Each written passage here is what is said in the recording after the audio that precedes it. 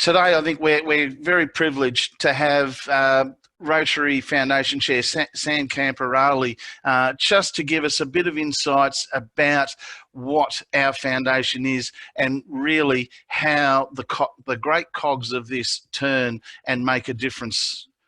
So Sam, over to you. Thank you very much, Mark. I appreciate the opportunity to be here.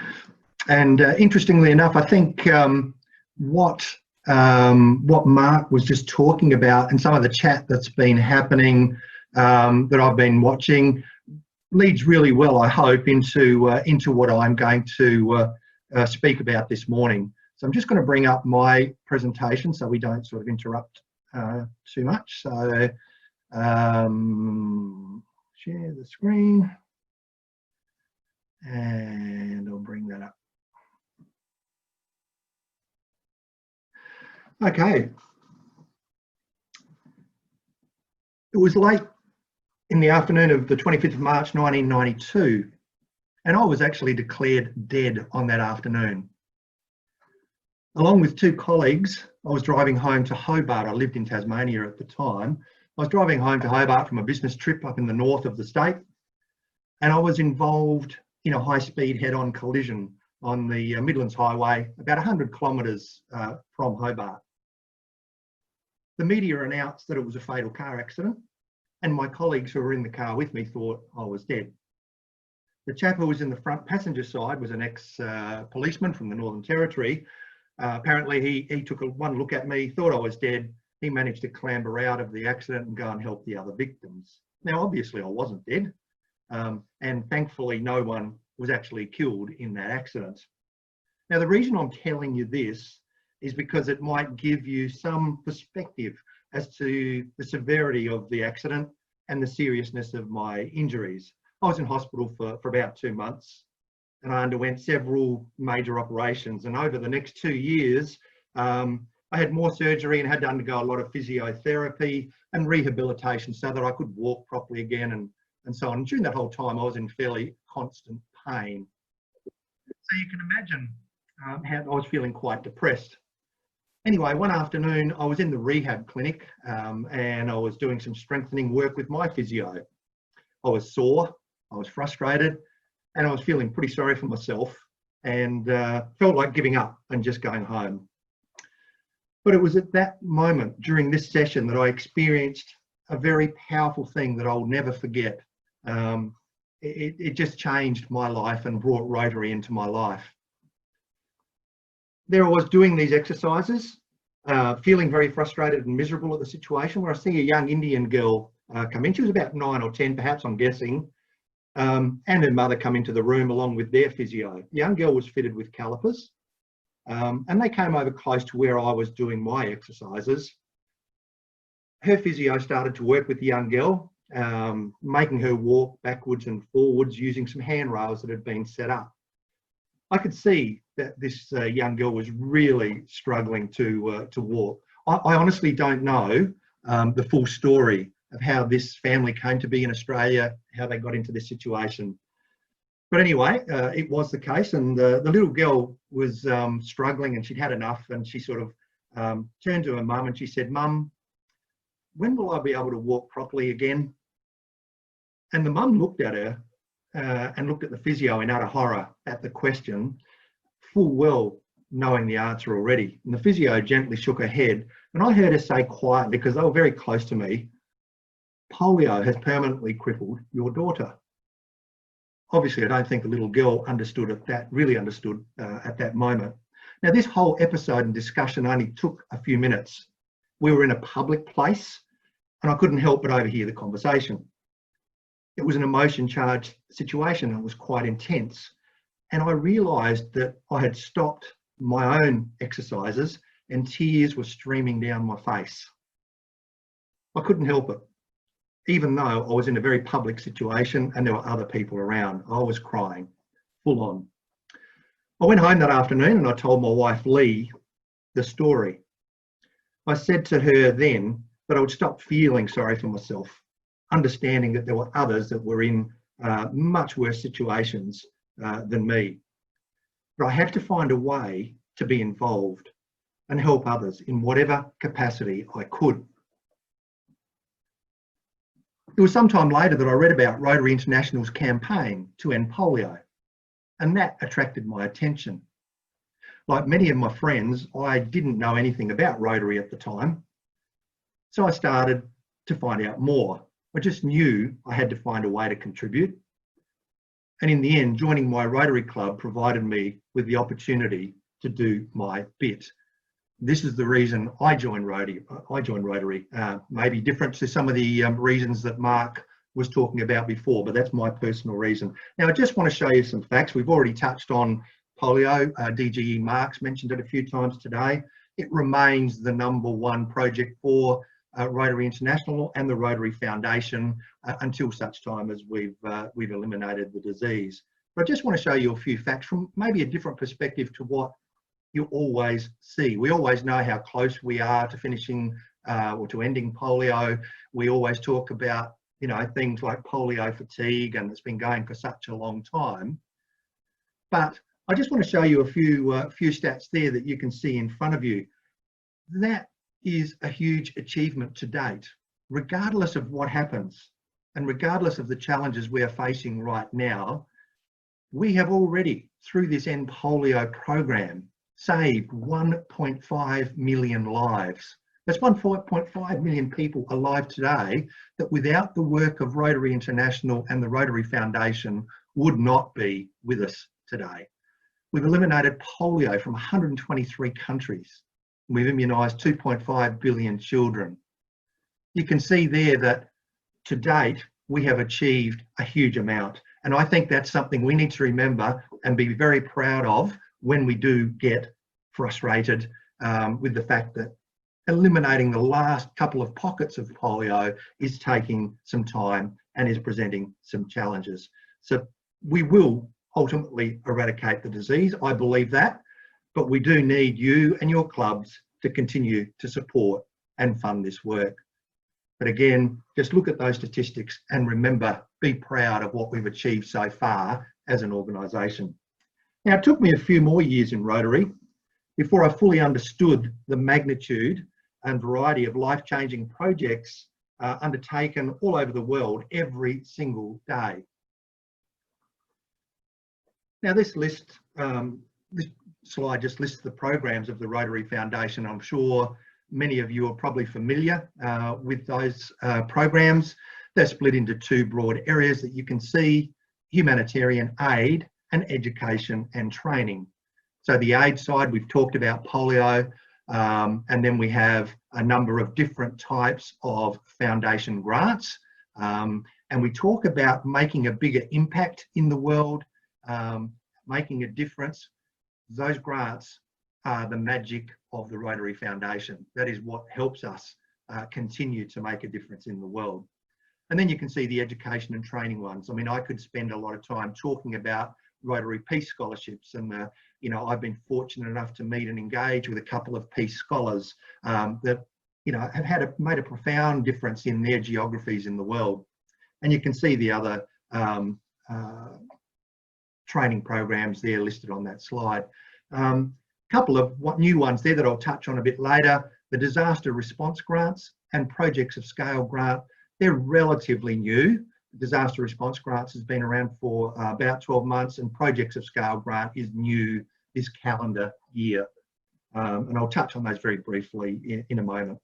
But just to give you an idea, since the inception of disaster response grants, and as I say, that's been less than 12 months since that's been around, the Foundation has approved nearly US $6 million for disaster response grants alone. And of that, almost $5.2 million US has been for COVID-19 related activities. So just that grant program alone, we've been able to adapt, as you heard DGE Mark talk about before. We have to adapt. These changing times are forcing us to do things differently, and our foundation has adapted very quickly and provided response grants and global grants to support COVID-19 work, amongst other things. In Australia, we've been a very strong recipient of those disaster response grants. We got a number of grants during the disastrous bushfires we had earlier. And of course, we've also been recipients of disaster response grants for COVID-19 related activities. Now, this next table is just a summary of district and global grants that you can get through the foundation. I'm not going to go into any detail this morning. You probably have an awareness of those two types of grants already, and I'm sure you're going to learn and hear more in the upcoming dedicated foundation training or webinar that DGE Mark and Tim have planned for you. I think it's in the next week or two that you'll be having a dedicated foundation seminar. So you'll get a lot more information about these grants there. But I just wanted to make the point that there have been a few significant changes to foundation grant funding that you need to be aware of. One of them, which is a positive one, is that there's been an increase in the World Fund Global Grant Match from $200,000 to $400,000. So in the past, when you submitted an application for a global grant, the maximum that you would get from the World Fund, from the Rotary Foundation, was $200,000. That's now been doubled to $400,000. So that leads us to, opportunities where our global grant projects can be, well in excess of $800,000 to do a global grant project. Item 2 on that slide is one that's only just been announced. It was only announced last week. Well, I only found out about it last week. It may have been announced earlier, but I only found out about it last week. Because of the huge demand on the foundation finances over the last 6 to 9 months, they've had a massive increase in the number of global grant applications. A lot of that has been to do with COVID-19 and the amount of global grants and funding they've contributed to that. What will happen is that World Fund resources will be used to match only district designated fund contributions to global grants from now on. So that will remain at 1-for-1 or 100% match, as it has been for a long time now. But the big change is that the match on cash contributions to grants will be eliminated effective July 1st, 2020. So this upcoming Rotary calendar year, cash contributions to grants will be eliminated. Now, in the past, when there's been cash contributions to a global grant, the foundation's contributed 50 cents to every dollar towards that. That's not going to happen anymore. That will be reviewed in 12 months' time. It's been brought about, as I say, by the huge demand on foundation funding and the increase in the massive increase in the number of grants that are being awarded. So I'll talk a little bit more about fundraising and what that means in a moment. Disaster response grants I've already talked about. That is a dedicated fund. The money that goes into disaster response grants goes straight back out to disaster response grants, very similar to polio. What goes into the polio account gets spent only on polio activities. And there is a new programs of scale grant this calendar year. That's one grant awarded to a district or club anywhere in the world. It's for a major or significant humanitarian project that is, the sort of project that's going to last 3 to 5 years. Involve significant partnerships with other not-for-profit organisations and service organisations, and the award is up to $2 million for that particular grant. There's only one grant per year, and to apply for that grant is quite a significant process. But as you would expect, the governance around the application and the management of that grant will be substantial, but it's a huge amount of money that is there and it is available. Now, again, the foundation continues to support Rotary's 6 areas of focus, or its 6 causes that I prefer to call them. I prefer to talk about causes. That's what people really support. That's what people join clubs and not-for-profit organisations. It's usually because they're passionate about a cause, and mine was polio, as you heard at the outset. But there have been a few changes to what is covered by the areas of focus. Firstly, some of the names of the areas of focus have changed to better reflect the focus of the cause and what the cause really is. So, for example, you can see the ones in gold. They're the 3 that have changed. Peace building and conflict prevention, for example. We used to call it peace building and conflict resolution.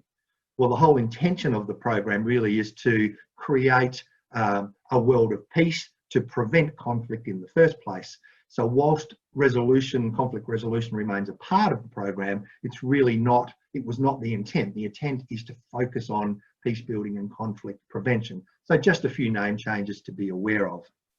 Secondly, and more importantly, the focus areas have been amended to incorporate more environmental projects. So if you haven't done so recently, please download a copy of the areas of focus policy statements that is on the grants page of the Rotary International website, and see what's been included. Been a lot more flexibility and a lot more suggestions as to sustainable projects and around the environmental aspects of the projects that we do. So just be aware of that and find out a bit more about that. It was a few years further still into my Rotary journey that before I really understood the power of the Rotary Foundation and how it really works to further amplify the impact and the benefits of the projects that we do. Let me give you a few examples to illustrate what I'm talking about. And I won't take a long time, I'll just give you a couple of quick examples. This one, you may have seen this before. This is one that I like to use, and I know some of my colleagues have used the same example. This was a global grant a couple of years ago.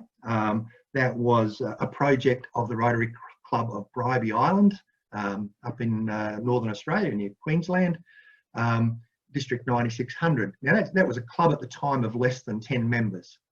And they had an idea to support a cervical cancer vaccination program in Papua New Guinea, where they wanted to give that vaccination to 28,000 girls in that age group of 9 to 13. Now, this is a club of less than 10 people. It's quite a substantial project, and this is how they went about it financially, and this is where really the impact of the Rotary Foundation is significant, and this is important to understand and take benefit of as clubs and districts, if you like. So this global grant for Papua New Guinea from Bribie Island themselves only put in $1,000 of their own money. So 0.3% of the total project funding came from the sponsor club.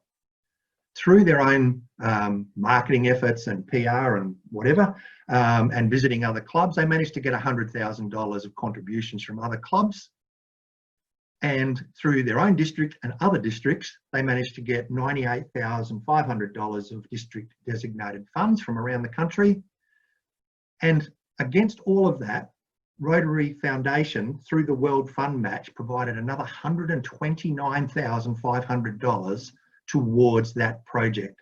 So the total project was $329,000. It was a club of less than 10 members, and the sponsor club, Bribie Island themselves, only needed to contribute $1,000 to get that project off the ground and happening to that order of magnitude.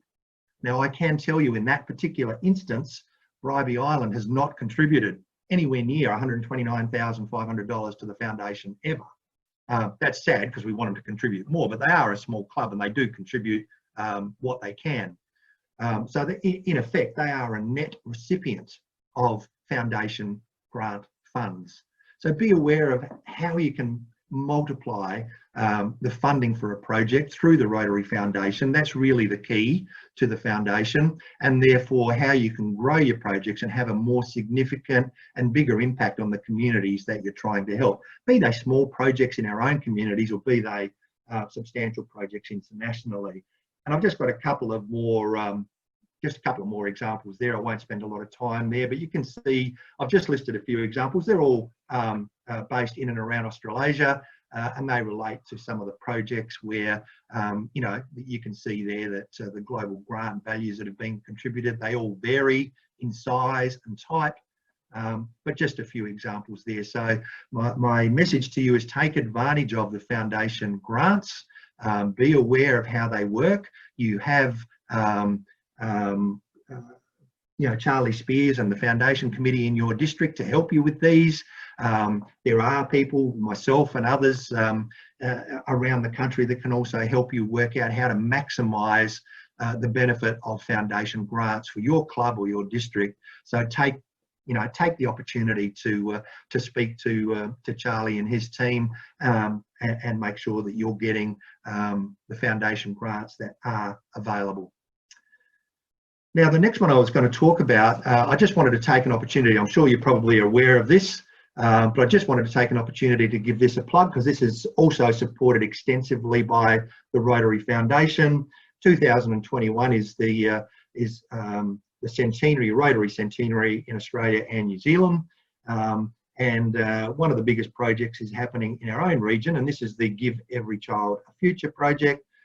It's Australia's only official centenary project. There's lots of other good projects happening, but this is the official one, if you like.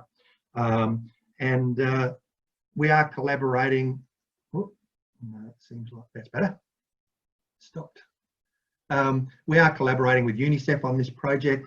And the project, as you can see there, aims to provide those 3 types of vaccinations to about 100,000 children across 9 countries. So you can see there the Cook Islands, Kiribati, Nauru, Niue, Samoa, and you can see the others there across those Pacific Islands where we're doing that. And Rotary support there will help build the broader health system for the sustainable delivery of vaccines, so that the kids there, the generations of children to come, they'll continue to benefit in the long term, and the savings are actually come from lower hospitalisation rates of those diseases. That will provide the sustainability and ongoing financial support for that program. But in the meantime, this particular project is looking for contributions from anybody, clubs, districts, whatever, to help this program through to its conclusion. So I would ask you to go back to your clubs if you can provide some sort of contribution to help this project. I know that the coordinators would certainly appreciate that. But of course, to continue to be able to do these life-changing projects, with the support of the Rotary Foundation, it's imperative that the foundation continues to grow and remain financially strong. Now, I heard at last year's convention, I heard Rotary Foundation trustee Per Hoyen make this comment: if you want milk, you need to feed the cow. And it just really struck me, and I thought, yeah, how true is that? Now, I'm going to just present 2 different models of fundraising and giving. They may be a bit controversial, but they're just for discussion, for debate, for consideration back in your clubs. This is the cycle of fundraising and giving that has become the predominant approach in most Rotary clubs today. Now, I'm not saying this is wrong, by the way. There is room for the 2 models I'm going to present. But what happens a lot today is that the Rotary clubs will go out and raise money, do their barbecues, art shows, markets, whatever they do to raise money. The Rotary club will often then just write out a cheque and donate that money to another very good charity without doubt, give them to a charity. That charity then goes off, does the work, delivers the outcome, and that charity builds up its reputation. Rotary will probably get a thank you from that charity. We often don't get much more recognition than that. 12 months' time, the charity comes back and asks Rotary for more money, and that Rotary club then goes back and starts the process of getting some more funds to give to that charity. But the only, really the only benefit is to the charity that is taking our money and delivering the outcomes. That's who the community sees out in their local area, is that other charity. So we need to think about how we do that. And as I say, there is room for this model in our approach in our clubs. But I would ask you to think about this particular approach to fundraising and giving. And this is where we can grow our reputation. And this also touches on what Mark Huddleston was just talking about as well. In this example, the Rotary Club raises the money through its usual channels. But instead of giving it direct to a third-party charity, the Rotary Club contributes a portion of their money to the foundation. The Rotary Club then can apply for a grant at some point that's appropriate, and the grant then provides funding for local or international projects or whatever it is that the club's going to do.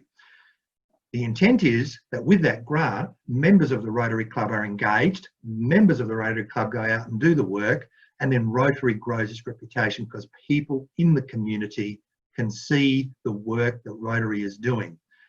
Importantly also, the members are engaged and involved. And if you're like me, that's why most of us joined Rotary in the first place, because we want to be engaged and involved and doing things in some capacity. And that comes back again to what Mark mentioned in his membership drive or membership presentation. So think about that. Don't just always be a fundraising and check writing club for other charities. As I say, that's fine, but make sure that you consider this approach as well. Just getting towards the end, I just wanted to leave you with a couple of things here. These are the Rotary Foundation goals for 2020 and 21. End polio now and forever, of course. Increase contributions to the annual fund and Polio Plus. And you can see there that the fundraising goal for this year is 410 million this coming year. 50 million for polio, which gets matched by the Gates Foundation and becomes 150 million. 135 million towards the annual fund. 85 million towards the endowment fund, and 40 million for other outright gifts. If we raise enough money, that whole issue of reducing the cash contributions that's happened to this year goes away. But we need to have the money in the foundation first to be able to support our projects, and as point 3 says, improve the measurable impact of our grants. I ask that your clubs develop a plan to support the foundation. Again, many of you may have seen this particular example in planning the year ahead. As DGE Mark said right at the outset, having goals helps you focus. So I'm asking you to consider whatever plan you like, however you want to make your plan with your club, but just make sure that you've got a plan to support the foundation. The foundation is the cornerstone of the Rotary organisation. It works hand in hand with Rotary International and supports the great work that we do. And of course, there's many opportunities for individual Rotarians and non-Rotarians to also donate to the foundation. So I just again leave you with the message and ask you to consider the foundation as part of your own personal charity giving. Now, many of us simply can't be involved hands-on in major international projects that help communities prosper. Like me, many of you would probably work or have other reasons why you can't travel to work on some of those projects or as much as we would like. But we can support those Rotary projects, and we can help those Rotarians that do undertake this life-changing work simply by supporting and donating to our own charity, the Rotary Foundation. I hope there were some good thoughts in there. Have a great year ahead, and please include the Rotary Foundation in your planning for the next 12 months. And that's it from me. Thank you, Sam. Absolutely fantastic. I mean, it really does go to show the power of our foundation